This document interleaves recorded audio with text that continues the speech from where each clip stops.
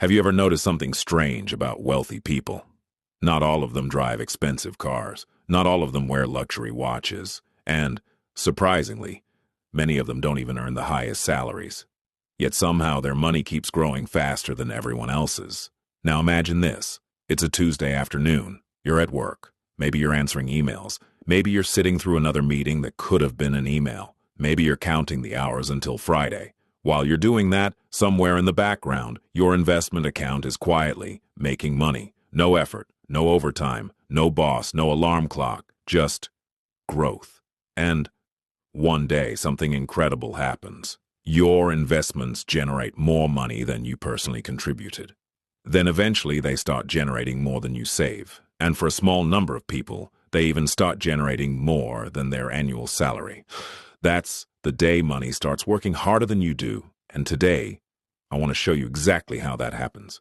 Because most people spend their entire lives working for money. Very few people ever reach the point where money works for them. Let's start with someone we'll call Alex. Alex is 25 years old. He gets his first decent job and decides to be responsible. Nothing extreme. No get-rich-quick schemes. No cryptocurrency moonshots. No day trading. Just a simple plan. Every month he invests $500 into a low-cost index fund. At first it feels completely pointless. After 1 year he has invested $6,000. His account might be worth around $6,400. The market added only a few $100s, that's it. 1 year of discipline for what feels like pocket change. And that's exactly where most people quit. Because human beings are terrible at understanding exponential growth. We're built to understand effort. Work 1 hour, get paid for 1 hour. Work 10 hours, get paid for 10 hours. Simple, but investing doesn't work that way. In the beginning, results are invisible. You do all the work. The money does almost nothing. Then slowly, the relationship starts changing. The problem is that most people never stay long enough to see it. Think about the gym. Nobody expects six-pack abs after 2 workouts. Nobody expects to bench press 225 pounds after 1 month.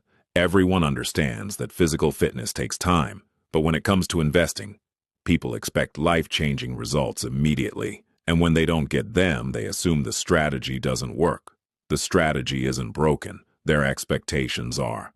Let's go back to Alex. After 5 years, he has invested about $30,000. His portfolio might be worth around $40,000, depending on market performance. That's better. But it still doesn't feel life-changing. He's still going to work every morning. He's still paying bills. He's still waiting for payday. From the outside, nothing looks different. Now let's compare him to his friend Jason. Jason earns the same salary, same age, same opportunities. But Jason wants results now. He leases a nicer car, upgrades apartments every few years, finances expensive gadgets, takes vacations he can't really afford. And on social media, Jason looks successful, much more successful than Alex. This is where personal finance becomes psychological. Because for years, Jason appears to be winning. His lifestyle improves immediately. Alex's improves later. Human beings naturally prefer immediate rewards. The problem is that wealth rarely rewards people immediately. It rewards patience. And patience is one of the rarest skills in modern life.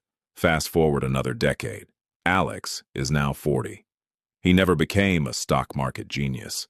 He never found the next Amazon. He never started a hedge fund. He simply kept investing, month after month, year after year. And something interesting begins to happen.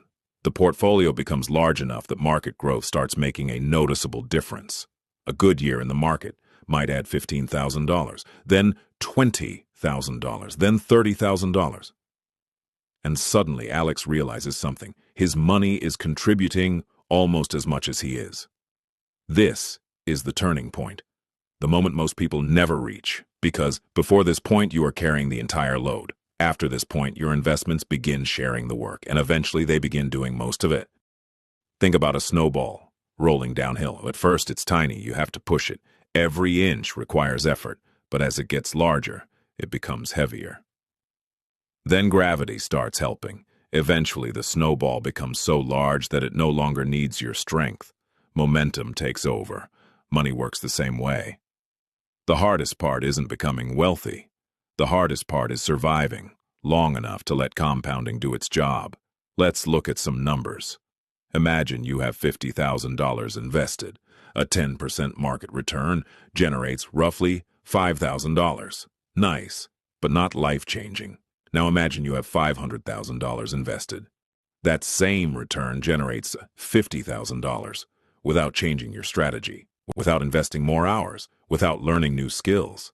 The exact same percentage suddenly creates a completely different outcome. That's why wealthy investors obsess over building the base, because once the base becomes large enough, the math becomes incredibly powerful. And here's something most people don't realize. The first $100,000 often feels harder than the second. The second feels harder than the third. But eventually, each milestone arrives faster than the previous one. Not because you're working harder, because the assets are helping. That's the entire game.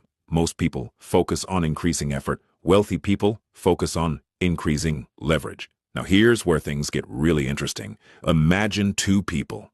Both invest consistently. Both earn similar returns.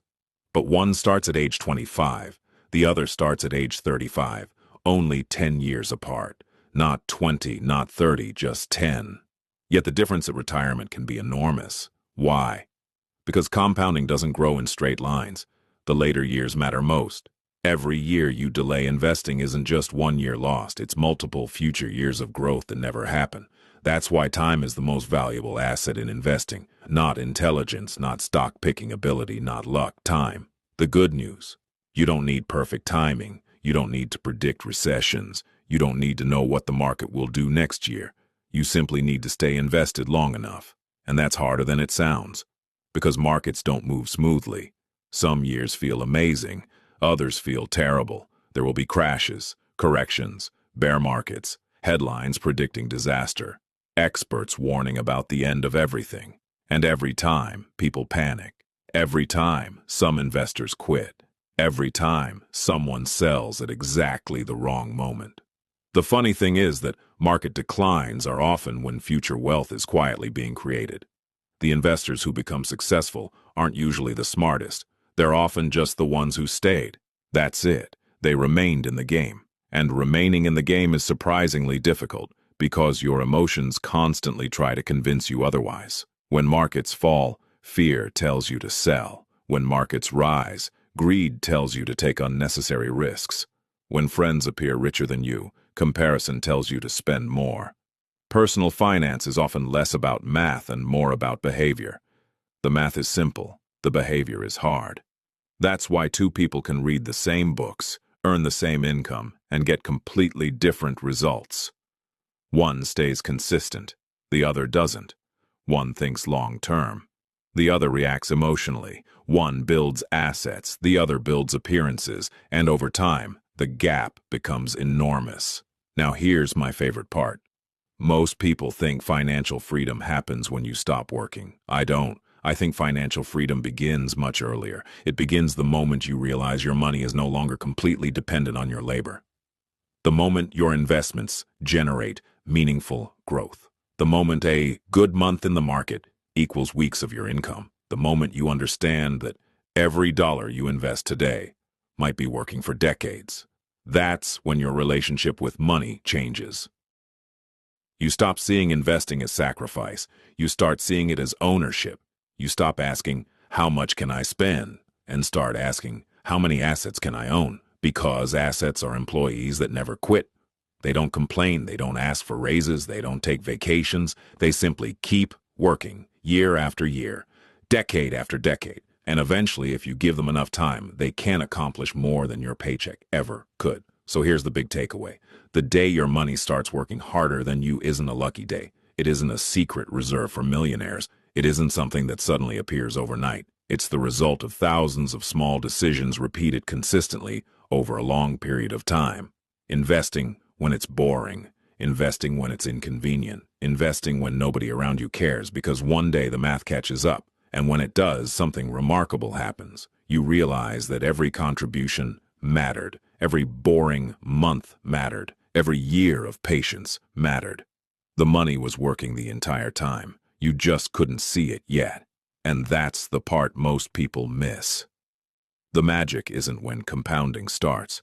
The magic is when you finally notice it, and by then your money may already be working harder than you ever could. Thanks for watching. If you enjoyed this video, subscribe to The Wealth Code for more insights on money, investing, and wealth psychology. Remember, building wealth isn't about getting rich fast. It's about staying in the game long enough for the math to work. See you in the next one.